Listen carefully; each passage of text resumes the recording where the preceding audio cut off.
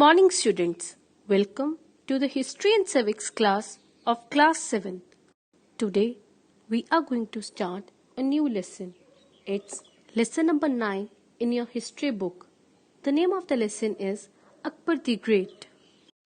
Topics to be discussed in this lesson are: number 1, its introduction; number 2, early life of Akbar; number 3, consolidation and expansion of the empire; number 4, Akbar's administration; number 5, religious policy; number 6, Rajput policy; number 7, social reforms; number 8, educational reforms; number 9, cultural developments; number 10, estimate of Akbar.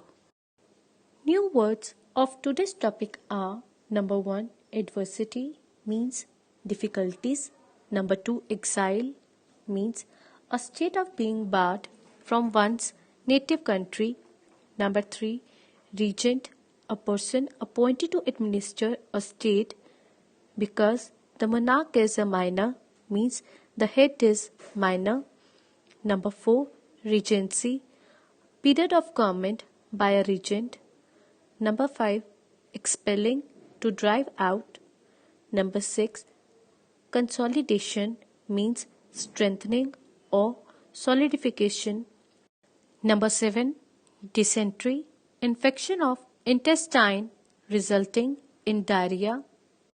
Students, you have to take out page number 91. Jalaluddin Muhammad Akbar. His ruling period was from AD 1556 to 1605. He was the greatest ruler of the Mughal dynasty and one of the greatest rulers of India. Because of his achievements, benevolence, idealism, and intellectual superiority, he is called as Akbar the Great.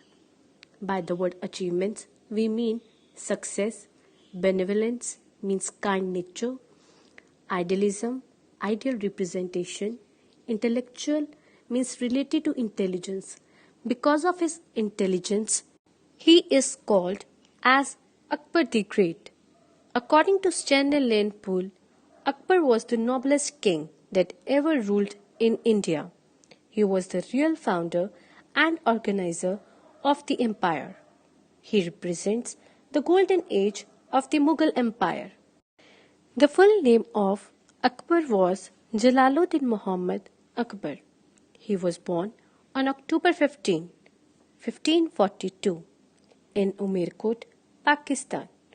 His mother name was Hamida Banu Begum. His father name was Emperor Humayun. He was the grandson of the ruler Babur, who founded the Mughal dynasty in India. He was the greatest emperor of India. Early life of Akbar. Akbar was the son of Humayun and Hamida Banu Begum. He was born at Umerkot, Sindh, Pakistan on October 15, 1542.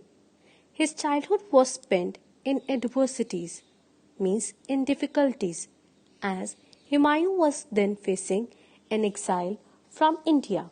Exile means the state of being barred from one's native country. Akbar's throne. Akbar came to throne in 1556 after the death of his father Humayun. At that time, Akbar was only 13 years old. Akbar was the only Mughal king to ascend the throne without the customary war of succession. In AD 1555, Humayun re-established the Mughal authority in India. Shortly after this, he died in an accidental fall from the stairs of his library. Akbar, then only 13 years of age, was proclaimed as the emperor on February 14, 1556. Proclaimed means announced. Akbar was announced as the emperor in 1556. Bahram Khan, Humayun's trusted general, was appointed as The regent of Akbar. Here the word regent means a person appointed to administer a state because the monarch is minor or the head is minor. It means Bairam Khan was appointed to administer a state because Akbar was a minor. The condition of the Mughal Empire at this time was very unstable as Humayun had not been able to recover most of the territories after his return. Soon after the death of Humayun, Delhi and Agra were occupied by Hemu. Who was Hemu? He was the chief minister of Adil Shah Suri. In the Punjab, Sikandar Suri posed to be threat to the Mughal authority. Kabul had become practically independent under Akbar's half-brother Mirza Hakim. Afghans and the Rajputs were greatest rival of the Akbar, who were bent upon expelling the Mughals from India. Expelling means to drive out. They were trying to drive out Mughals from the India. Our next topic is consolidation and expansion of the empire. By the word consolidation, we mean strengthening or unification. From his early age, Akbar was a man of extraordinary skill and leadership qualities. At the tender age of 13 years, he, with the support of his guardian, Bairam Khan, resolved to drive away his enemies and re-establish the glory of the Mughal Empire. By the word guardian, we mean caretaker or a person who guards or protects. Hemu was the prime minister of Adil Shah Suri. He occupied Agra and Delhi and declared himself the ruler of Delhi. Bairam Khan decided to recover Delhi from the Afghan forces. The Mughal army faced the Afghans in the historic Battle of Panipat in 1556. In this battle, Hemu was defeated and killed. Second Battle of Panipat in AD 1556. Hemu, the Hindu Prime Minister of Adil Shah Suri, advanced towards Agra and Delhi in AD 1556. He occupied both Agra and Delhi and proclaimed himself to be the ruler of Delhi. He took the title of Maharaja Vikramaditya. Bairam Khan decided to recover Delhi from the Afghan forces.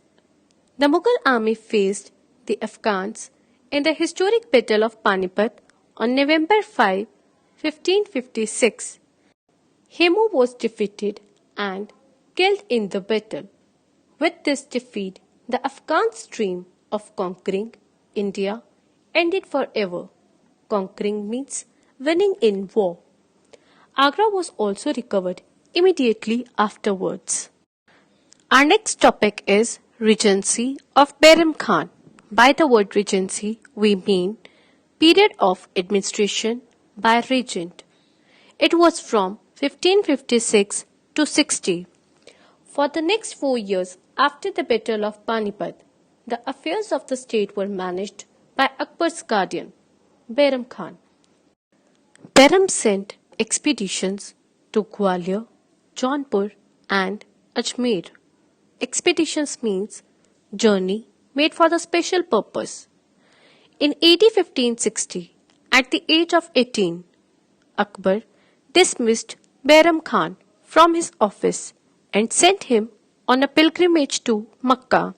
Pilgrimage means religious journey.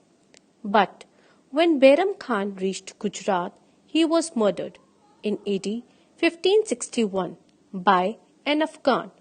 Akbar now took the charge of the state affairs upon himself. Akbar's career of conquest. Akbar was an imperialist who wanted to build a large empire. By the word imperialist means a person who wanted to build a large empire. His career of conquest can be divided into three periods as under.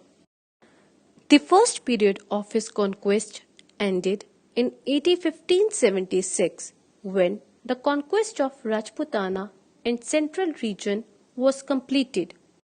The second period of conquest extends over 20 years. It was from 1576 to 1596. The Emperor Akbar suppressed many revolts and subdued several tribes on the northwest frontier. The third period lasted from AD 1596 to 1605. This period was devoted for the conquest of Deccan. The Deccan states comprised three subas, namely Berar, Ahmednagar and Khandesh. Our next topic is extent of Akbar's empire. Akbar's empire now comprised the whole northern India, from Afghan region in the northwest to Assam in the east, and from Kashmir in the Himalayas to the boundaries of Bijapur and Golconda in the south. There were 15 subas in the Mughal Empire at the time of Akbar's death. In October 1605, Akbar fell ill with dysentery. Dysentery means infection of intestine. He nominated Jahangir as his successor and died in the midnight of 25 and 26 October 1605. He was buried at Sikandra, 5 miles away from Agra. Students, today we have to discuss till here only. Tomorrow we will discuss Akbar's administration. Thank you and have a nice day.